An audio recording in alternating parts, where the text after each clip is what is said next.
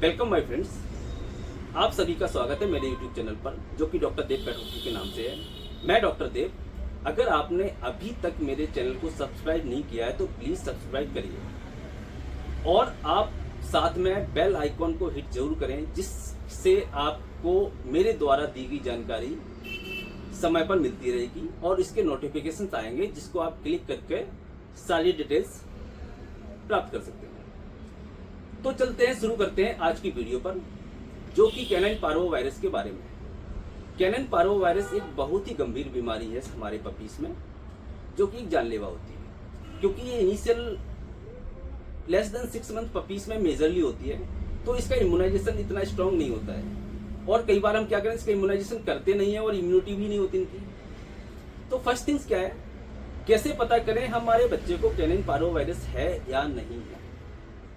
तो जैसे कि हम अपने बच्चे को या किसी पपीज को अडॉप्ट करते हैं या परचेस करते हैं और घर पर लाते हैं, जैसे ही 2-4 दिन होते हैं और उसको कुछ ना कुछ इश्यूज हो जाते हैं, जैसे कि खाना खाना कम कर दिया और रेस्टलेस होने लगा, कहीं किसी कॉर्नर में जाके छिपकर बैठा रहता है, कोई एक्टिविटीज नहीं होती है।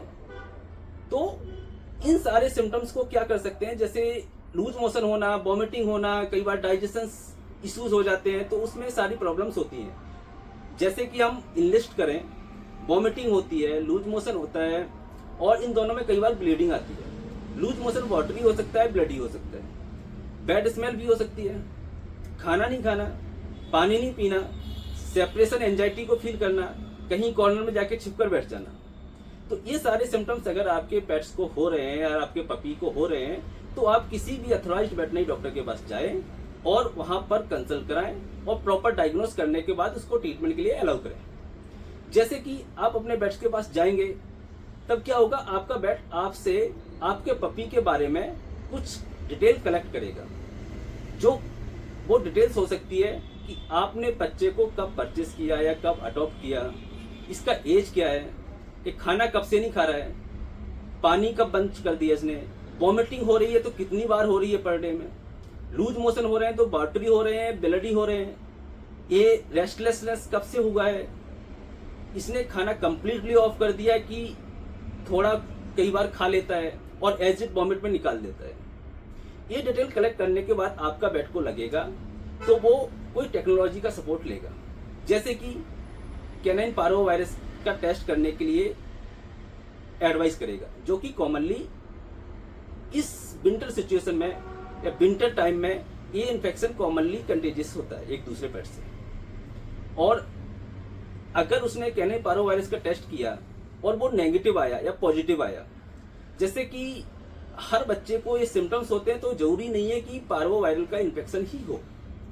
इसको कई बार क्या होता है, हम बच्चे को परचेस किया है या न्यूली घर में अडॉप्ट करके लाए हैं हम लोग, तो वो क्लाइमेट चेंजेस भी हो सकते हैं, इशूज, इन्वायरमेंट चेंज जैसे बोल सकते हैं, और फीडिंग इंटेक ज़्यादा हो गया हो या डाइजेशन प्रॉपर ना हो रहा हो।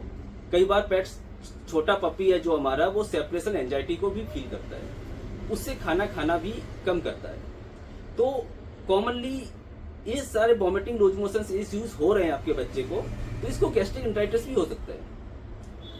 और गैस्ट्रिक एंटाइटिस इनिशियल स्टेज में अगर हम उसको प्रिवेंशन नहीं लेते हैं गैस्ट्रिक एंटाइटिस के, तो जाके एक हेमरेजिक गैस्ट्रिक एंटाइटिस में कन्वर्ट हो जाता है। हेमरेज मतलब यानी कि ब्लड आना। और कैनाइन पार्वो वायरस के भी सेम सिम्टम्स होते हैं। तो जैसे कि हम वॉमिटिंग, लूज मोशन, डिहाइड्रेशन, खाना नहीं खाना, पानी नहीं पीना, रेस्टलेस होना, ये गैस्ट्रिक एंटाइटिस है। और यही सारे सेम सिम्टम्स हेमरेजिक गैस्ट्रिक एंटाइटिस में होता है और कैनाइन पार्वो वायरस में होता है। बट क्या है कि गैस्ट्रिक एंटाइटिस में ब्लीडिंग और बैड स्मेल नहीं होती, क्योंकि वो इनिशियल स्टेज है। और हेमरेजिक गैस्ट्रिक एंटाइटिस में क्या होता है, ब्लीडिंग भी होती है बट बैड स्मेल समटाइम्स होती है। कैनाइन पार्वो वायरस में दोनों होता है, ब्लीडिंग भी हो सकती है और बैड स्मेल भी आती है। और फिर आप अपने बच्चे का ट्रीटमेंट एक अथॉराइज्ड वेटरनरी डॉक्टर से करवाइए। अगर आपके पपीज को कैनाइन पार्वो वायरस पॉजिटिव आता है, तो ये हाईली कंटेजियस डिसीज है और पोटेंशियली फैटल वायरल डिसीज है।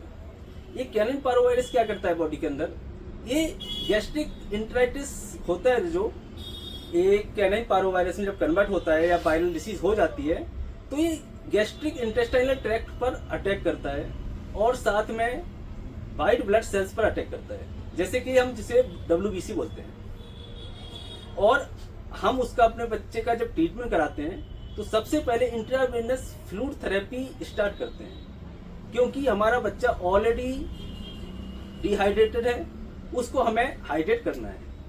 और उसके बाद हम एंटीबायोटिक्स देते हैं। वो क्यों देते हैं? क्योंकि हमें बैक्टीरियल इन्फेक्शन को भी रोकना है। उसके साथ हम एंटीनोसिया भी यूज करते हैं, क्योंकि हमें वॉमिटिंग को भी कंट्रोल करना है। और उसके साथ हम एंटासिड यूज करेंगे, जैसे कि जब बार बार वॉमिटिंग होती है तो इंटेस्टाइन में अल्सर क्रिएट हो जाते हैं, तो उसको कंट्रोल करने के लिए और एसिडिटी ना हो। और हम साथ में कोई भी मेडिसिन डिसाइड करते हैं जो पेन मैनेजमेंट को कंट्रोल कर सके। और अदर सपोर्टिव मेडिसिन भी यूज करनी है हमको, जैसे कि मल्टीविटामिन हो गए, तो वो एज पर एज रिक्वायरमेंट आपका वेटनरी डॉक्टर सिचुएशन के अनुसार इंजेक्ट करेगा। और कई बार क्या होता है, आपके वेटनरी डॉक्टर को लगता है कि पपीज हमारा बहुत सीरियस है, तब वो ओनर को सजेस्ट करेगा कि इम्यूनोग्लोबिन के लिए एडवाइस करेगा वो। तो उसमें जिसे हम सीरम बोलते हैं, जैसे कि कैनग्लोब पी हो गया पार्वो के लिए, तो वो आप सिचुएशन के अनुसार आपका वेटनरी डॉक्टर आपको सजेस्ट करेगा, तब आप दे सकते हो उसे। उससे क्या है, रैपिड बूस्ट मिलता है। और प्रिवेंशन क्या क्या करेंगे आप? आपका वेटनरी डॉक्टर जब तक नहीं बोलेगा कि खाना नहीं देना है, पानी नहीं देना है, आप नहीं दीजिए, क्योंकि आपका veterinary doctor 10 to 15 near 1 hour support treatment कर रहा है आपके बच्चे का। उसके बाद रिमेनिंग टाइम आपका बच्चा आपके साथ रह रहा है, तो मैनेजमेंट आपको करना है। तो आप जाके अपने वेटनरी डॉक्टर का साथ देंगे, तब जाके रिजल्ट में हम लोग भी सक्सेस हो जाएंगे। तो इसलिए प्लीज अपने डॉक्टर का साथ दीजिए और उसने जो कहा है वो प्रॉपर तरीके से करिए। और सबसे बेस्ट मैनेजमेंट तो ये होता है कि आप अपने पपी को वैक्सीनेटेड करवा के रखें। ये रही आपकी पार्वो वायरस की स्टोरी।